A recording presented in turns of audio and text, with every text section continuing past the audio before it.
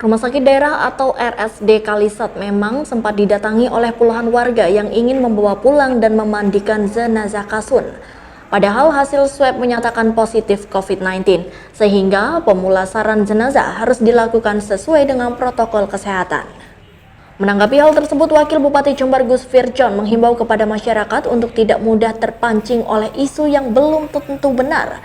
Selain itu, Gus Firjon berharap agar kejadian tersebut tidak dimanfaatkan oleh pihak lain yang ingin membesar-besarkan masalah sehingga membuat warga tidak tenang. Diharapkan masyarakat selalu bertabayun atau memeriksa kebenaran kabar yang sudah beredar. Dimanfaatkan oleh pihak-pihak yang kemudian membesar-besarkan dan sebagainya sehingga membuat masyarakat tidak tenang. Apalagi berita yang beredar itu ini yang diberitakan itu Ra'ali. Nah, ini padahal yang meninggal namanya Pak Dedi. Nah, ini kan sudah jauh sekali, Pak. Karena itu budaya tabayun saya kira ini perlu dipertimbangkan. Alhamdulillah ini keluarga sudah bisa menerima dan kondisi sudah tenang. Kami berharap COVID segera hilang dari Kabupaten Jember ini. Oh, benar korban sudah divaksin, Pak, katanya 2 kali. Betul, vaksin itu tidak menjamin orang itu bebas. Ini hanya penjagaan. Sama seperti kita sudah pakai jas hujan. Apakah kalau sudah pakai jas hujan dipastikan tidak basah? Belum tentu juga. Nah, ini vaksin juga demikian. Vaksin hanya mencegah, hanya mengantisipasi, walaupun juga 2 kali hanya divaksin. Selain itu, Wakil Bupati juga meminta kepada masyarakat untuk tetap mematuhi protokol kesehatan dengan cara memakai masker, mencuci tangan memakai sabun, ataupun juga hand sanitizer, serta menjaga jarak, termasuk mensukseskan program vaksinasi sebagai langkah memaksimalkan ikhtiar dalam menghadapi pandemi ini. Dari Jember, Tim Liputan Jember 1 TV melaporkan. Ada 3 kesempatan untuk Dengan tetap mematuhi protokoler kesehatan seperti memakai masker, mencuci tangan memakai sabun ataupun hand sanitizer, Badan Pertanahan Nasional atau BPN Jember melakukan sosialisasi PTSL di desa tersebut, khususnya kepada para ketua RW yang nantinya sebagai garda terdepan penyampaian informasi kepada masyarakat bawah. PTSL tahun 2021 ini memang program pemerintah yang biayanya juga sudah disubsidi. Meski gratis, namun beberapa biaya teknis juga akan dibebankan ke pemohon PTSL dengan jumlah yang sangat ringan. Beberapa persoalan PTSL juga dibahas di acara ini, mulai dari kecurangan oknum PTSL, berkas yang kurang, dugaan pungli, hingga ancaman sengketa tanah pasca terbit surat sertifikat tanah. Mardi Siswoyo, Kabag Pertanahan BPN Jember mengatakan bahwa sosialisasi ini merupakan langkah awal, sehingga nantinya akan dilakukan sosialisasi di tiap-tiap dusun. Dengan PTSL, dirinya berharap tidak akan muncul sengketa tanah jika warga sudah melakukan sertifikasi terhadap bidang tanahnya. Tahun 2021 ini, BPN Jember mempunyai tugas 90.000 bidang tanah untuk didaftarkan ke PTSL. Itu bukan akan, sudah kami lakukan. Kami sudah melakukan contoh dengan sosialisasi ini, dan ke depan pun untuk informasi biar sampai di masyarakat, kalaupun yang di pinggir jalan sendiri, kami akan melakukan per dusun. Akan sosialisasi per dusun. Kalau hari dan jamnya monggo kami pasrah masyarakat. Dan juga ada nanti semisal banner-banner pengumuman sosialisasi yang kita pasang di sudut-sudut kampung yang ada di desa Menampu. Sementara itu, Kepala Desa Menampu Aan Rofi'i menjelaskan bahwa trauma kasus sengketa tanah akibat PTSL di tahun 2010 lalu menjadi pelecut semangat dirinya untuk lebih baik lagi dalam pelaksanaan PTSL. Untuk besaran biaya yang dibebankan kepada pemohon PTSL, dirinya akan melakukan musdes sehingga akan ditetapkan sebagai perdes guna menghindari kecurangan oknum yang berbuat pungli. Sertifikat gratis itu memang sempat ada sedikit permasalahan sampai ke kejaksaan juga. Rata-rata karena biaya dari proses program ini adalah variatif. Nah, untuk tahun ini insya Allah kami akan bermusyawarah dengan masyarakat terkait dengan besaran biaya karena betul program ini sudah dibiayai pemerintah. Insya Allah dari 8 kriteria itu ada yang tercover pemerintah dan juga ada beberapa kegiatan itu yang memang dibebankan kepada peserta. Dari Gumuk Mas Sugito, Jember 1 TV melaporkan.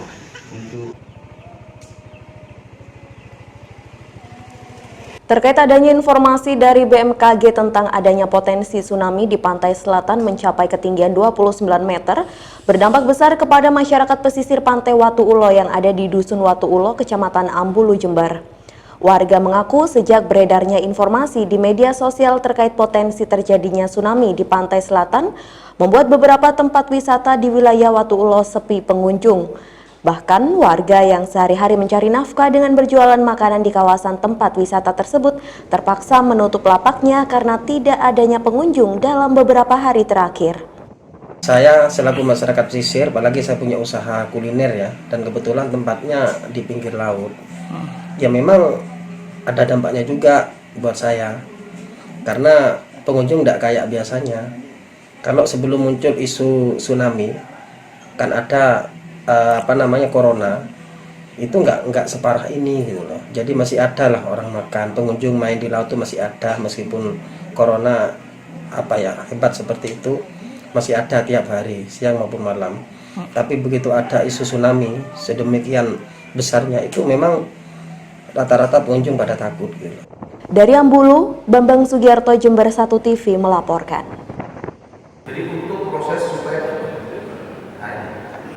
Juru bicara Satgas COVID-19 Jember Habib Salim menuturkan bahwa peningkatan tersebut dari 5 orang dinyatakan positif COVID-19 asal Desa Tanggul Wetan, Kecamatan Tanggul, 4 orang dari Kecamatan Patrang, dan 1 orang dari Kecamatan Jenggawa. Sebagian besar warga yang terpapar tersebut kini melakukan isolasi mandiri di rumah dan sebagian lagi dirawat di rumah sakit dengan pengawasan ketat pihak Satgas COVID-19 Kabupaten Jember. Dengan penambahan kasus positif tersebut, masyarakat Jember dihimbau terus waspada dengan mematuhi protokol kesehatan agar potensi penyebaran COVID-19 bisa diputus. Mengingat sebelum adanya temuan sejumlah klaster keluarga tersebut, sebetulnya Jember sudah mengalami perkembangan yang baik menuju zona hijau. Namun dengan adanya klaster baru tersebut, beberapa kecamatan di Kabupaten Jember kembali menjadi zona orange. Secara umum kita masih di zona kuning ya, dan secara regional, tetapi memang di dalam 3-4 hari ini kita ada penambahan kasus. Untuk ada zona keluarga itu ada di Kecamatan Tanggul, Kecamatan Patrang, dan Jenggawa. Secara umum zona per kecamatan di Kabupaten Jember sampai saat ini yang zona oranye itu 10 kecamatan, yang zona kuning 10 kecamatan, dan yang hijau 11 kecamatan. Kemarin memang ada penambahan yang zona oranye per kecamatan tadi karena ada kasus-kasus baru, antara lain Kecamatan Balung, kemudian Jombang, dan Tempurjo, yang dulunya di kecamatan itu sudah kuning dan hijau, kemudian berubah lagi menjadi oranye karena ada kasus baru. Ya perlu kewaspadaan bersama, jangan sampai terjadi seperti ada di beberapa kabupaten itu tingkat penghuni rumah sakit itu meningkat. Kita selama ini belum, tapi ini untuk kewaspadaan kita bersama, bahwasanya ada terjadi sedikit tren kenaikan di akhir-akhir hari ini. Dari Jember, Yudisa di Jember 1 TV melaporkan. Sejak beberapa bulan terakhir, harga kedelai impor mengalami kenaikan secara drastis. Yang sebelumnya harga kedelai impor Rp7.000 kini menjadi Rp11.000 per kilogram. Naiknya harga kedelai impor ini dikeluhkan oleh para pengrajin tempe rumahan di Jember. Salah satunya Nining Hidayah, warga Dusun Kerajaan, Desa Karanganyar, Kecamatan Ambulu, Jember. Nining mengaku memilih tetap tidak menaikkan harga jual tempenya, namun mengurangi ukuran tempe yang dijual untuk menutup biaya produksinya. Hari butuh berapa kedelai, Pak? 1 sak 50 kilo. 50. Itu per harinya, Mbak ya? Per hari. Mbak, untuk harga kedelai saat ini gimana, Mbak? Ya lumayan naik lah daripada harga-harga kemarin. Setiap bulan, setiap beli itu mesti naik. Sebelumnya sampai berapa, Mbak? Sebelumnya 7.000 berapa gitu, sekarang 11.000 11.000-an atau? per kilo. Lah, dengan kenaikan harga ini gimana, Mbak, untuk pendapatannya, Mbak? Ya berkurang. Pendapatannya berkurang. Iya. Dari Ambulu, Bambang Sugiarto, Jember, 1 TV melaporkan. Menurut data Satgas Penanganan COVID-19, klaster keluarga ditemukan di Kabupaten Jember. Ini terjadi di 3 kecamatan Tanggul, Patrang, dan juga Jenggawa. Di Kecamatan Patrang terdapat 4 orang yang dinyatakan positif. Kasus klaster keluarga di Kelurahan Gebang ini bermula dari kepulangan pekerja migran di keluarga tersebut. Sebagai upaya pencegahan penularan COVID-19 di Jember, operasi justisi terus dilakukan. Salah satunya operasi justisi yang dilakukan di depan kantor Kelurahan Gebang, Kecamatan Patrang, Jember. Dalam operasi kali ini terdapat puluhan pelanggar protokol kesehatan tidak memakai masker yang terjaring. Para pelanggar didata serta diberi edukasi tentang protokol kesehatan. Dan tak hanya itu saja, sanksi sosial juga dikenakan dengan membersihkan halaman kantor kelurahan dan menyanyikan lagu Indonesia Raya. Pak, ini apakah pasca dari ada beberapa klaster keluarga yang kemarin terpapar, Pak? Secara umum, pelaksanaan pendisiplinan ini untuk seluruh warga masyarakat. Kemudian ada atensi memang kejadian yang kemarin itu, sehingga perlu dilakukan pendisiplinan berulang-ulang kepada warga masyarakat untuk tetap patuh melaksanakan protokol kesehatan. Pelaksanaan pendisiplinan warga masyarakat terkait pencegahan dan penanganan penyebaran COVID-19 atau Corona di wilayah Kelurahan Gebang, Kecamatan Patrang. Di Kecamatan Patrang sendiri, untuk bulan Juni 2021 ini, operasi justisi gencar dilaksanakan di 4 titik, yakni Kelurahan Gebang, Selawu, Cumerto, dan Banjarsengon. Dari Jember, Yudisa di Jember, 1 TV melaporkan. Para petugas PMI Jember ini melakukan pengasapan atau fogging massal di RT 1 dan RT 2 RW 6 Desa Tanggul Kulon atas permintaan Kades setempat. Karena ada seorang balita usia 3 tahun meninggal dunia akibat gigitan nyamuk Aedes aegypti. Oleh sebab itu, rumah-rumah warga yang berjarak radius 100 meter dari rumah korban tidak luput dari pengasapan, apalagi lingkungan yang banyak tumpukan barang bekas, karena dipastikan bisa menjadi sarang nyamuk. Terima kasih terkait dengan penyemprotan ini. Awalnya sih permintaan dari Bapak Kepala Desa, yang mana bahwasannya di Tanggul Kulon ini ada masyarakat yang kena demam berdarah. Untuk itu kami merealisasikan pada hari ini dilakukan penyemprotan, hasil dilakukan pengasapan yaitu fogging. Dari kegiatan ini yang perlu masyarakat waspadai di tengah pandemi COVID-19 ini adalah jangan sampai lupa bahwasannya ada penyakit yang memang harus juga diwaspadai, yaitu demam berdarah. Sementara itu, Kades Tanggul Kulon Arifin Wahyono sangat mengapresiasi PMI Jember yang dengan cepat merespon permintaan pengasapan karena warga memang khawatir nyamuk Aedes aegypti terus berkembang biak di lingkungan tersebut. Oleh sebab itu, pihaknya menghimbau kepada masyarakat untuk selalu menjaga kebersihan dengan menguras bak mandi secara rutin, membuang barang-barang yang tidak terpakai agar tidak menjadi sarang nyamuk. Jadi kalau kita lihat data, ada satu balita yang bahkan sampai meninggal dunia, namun juga perlu kami sampaikan bahwasanya balita tersebut sebenarnya adalah penduduk Lumajang. Namun karena telah bermalam di Desa Tanggul Kulon beberapa hari, sehingga kami mengambil tindakan seperti ini, pengasapan, yaitu untuk mengantisipasi penyebaran demam berdarah. Adapun fogging yang kita lakukan pada saat ini adalah merupakan bentuk komitmen dari pemerintah Desa Tanggul Kulon untuk bersinergi tanpa batas. Pada hari ini kita bersinergi dengan PMI Kabupaten Jember untuk melakukan pengasapan di Desa Tanggul Kulon. Dari Tanggul, Sugito, Jember, 1 TV melaporkan. Vaksinasi driver ojek online dilaksanakan di Aula Rumah Sakit Baladika Husada Jember Kamis pagi. Tampak ratusan driver ojek online mengantri untuk dilakukan vaksinasi.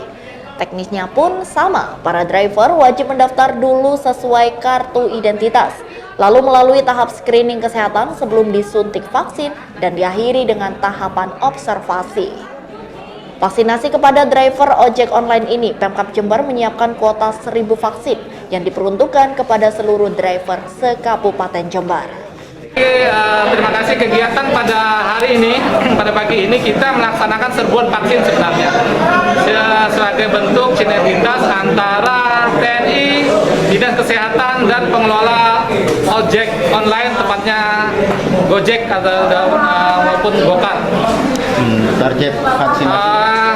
Target yang akan kita laksanakan selama 2 hari ini adalah sebanyak 1.000 target yang harus kita laksanakan untuk pemberian vaksinnya kepada driver Gojek.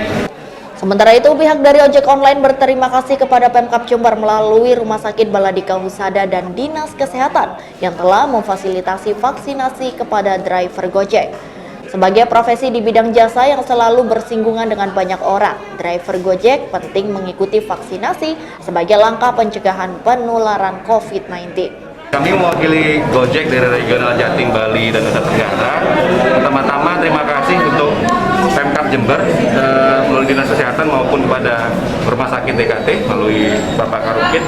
Kami diberi kesempatan untuk mitra-mitra kami di Jember kita bisa dapat kesempatan vaksinasi karena memang mitra kami memang dikategorikan oleh pemerintah dalam kategori pelayanan publik. Artinya ini cukup krusial, cukup penting melihat bahwasanya pemerintah juga punya usaha untuk menekan pandemi. Dengan vaksinasi ini kita harap menstimulasi perekonomian yang ada di nasional maupun di daerah. Pelaksanaan vaksin yang digelar selama 2 hari ini diharapkan bisa dimanfaatkan sebaik-baiknya kepada driver ojek online. Dari Jember, Yudisadi Jember 1 TV melaporkan. Massa yang memenuhi salah satu halaman RSD Kalisat ini terus mendesak pihak rumah sakit agar mengizinkan jenazah kepala dusun berinisial DD dibawa pulang. Karena massa menilai almarhum DD meninggal karena sakit biasa. Sehingga warga sepakat jenazah akan dimandikan dan dimakamkan dengan tata cara seperti biasanya. Namun pihak rumah sakit tetap mempertahankan jenazah tersebut. Menurut informasi warga, pihak rumah sakit beralasan jenazah diduga terpapar COVID-19. Salah satu warga, Heri, mengatakan bahwa pihaknya hanya meminta jenazah Pak Kampung dibawa pulang saja karena menurut warga jenazah tidak terpapar COVID-19.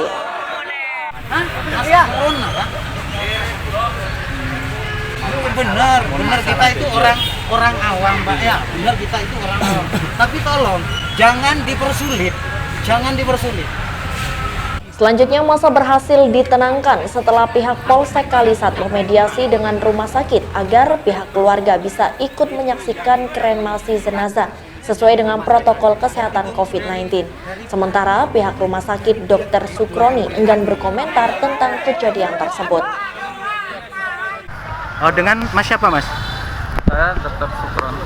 Dr. Sukroni, kronologisnya gimana, Pak? Kok sampai ramai seperti ini? Dari Jember, DKJ Jember 1 TV melaporkan.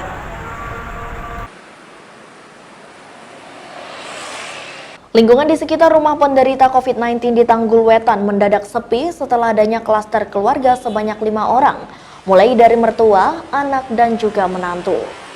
Selain itu, rekan penderita yang merupakan guru dan karyawan juga dilakukan tes swab. Kepala Desa Tanggul Wetan Haji Suwadi Sultan membenarkan bahwa salah satu warganya terpapar COVID-19 akibat mudik dari luar kota. Oleh sebab itu, pihaknya menghimbau kepada warganya termasuk perangkat desa untuk lebih berhati-hati terhadap potensi penyebaran COVID-19. Itu supaya hati-hati. Kalau ada warga yang lagi mudik habis lebaran, supaya langsung diswab lagi, walaupun dari daerah lain itu negatif. Itu permintaan saya. Nah, nanti akan kita semprot lagi mungkin minggu depan, hari Rebu mungkin. Berapa warga, Bang, yang terkonfirmasi COVID ini, Bang? Satu warga aja. Satu warga. Sementara itu, menurut tenaga kesehatan dari Puskesmas Tanggul, keluarga tersebut sedang dilakukan karantina mandiri di bawah pengawasan dokter dari Puskesmas setempat. Penanganan dari pasien COVID-19 yang berada khususnya ada di Tanggul Wetan saat ini, beliau menjalani isolasi mandiri di rumah dengan pantauan dari dokter Puskesmas Tanggul. Dr. Anissa dan Dr. Milda intensif setiap hari menanyakan kondisi dan 3 hari sekali berkunjung ke rumah pasien untuk ngecek PTV-nya, kondisi vital sign-nya. Ini pasti dari ini, karena kita tracing-nya itu ada anaknya baru datang dari Jakarta. Jadi kemungkinan anaknya ini yang membawa virus untuk keluarganya. Berapa orang itu, Bu? 5 orang, Pak. Dari Tanggul, Tim Liputan Jember 1 TV melaporkan. UPT Puskesmas Balung membuka pelayanan percepatan vaksinasi COVID-19 kepada lansia yang berumur 50 tahun ke atas. Pelayanan percepatan vaksinasi COVID-19 pada kalangan lansia kali ini dibuka selama 1 minggu ke depan. Para lansia cukup membawa KTP untuk proses registrasi. Setelah melakukan registrasi, sebelum dilakukan vaksinasi, para lansia akan menjalani beberapa pemeriksaan kesehatan. Jika dinyatakan sehat, para lansia langsung menjalani vaksinasi. Dalam rangka percepatan pelaksanaan vaksinasi COVID di Kabupaten Jember, jadi kami melaksanakan di Puskesmas Balung vaksinasi COVID untuk lansia umur di atas 50 tahun. Jadi melaksanakannya di minggu ini mulai hari Senin sampai Sabtu dengan membawa fotokopi KTP dan nomor HP yang aktif. Jadi paling tidak pagi harus sarapan, kondisi fit, tidak sakit, dan nanti misalkan ada komorbid bisa di screening dulu, jadi tidak langsung divaksin. Untuk pelaksanaannya di screening dulu, baru Bu Dokter memutuskan boleh diimunisasi COVID atau tidak. Dari Balung, Tim Liputan Jember 1 TV melaporkan.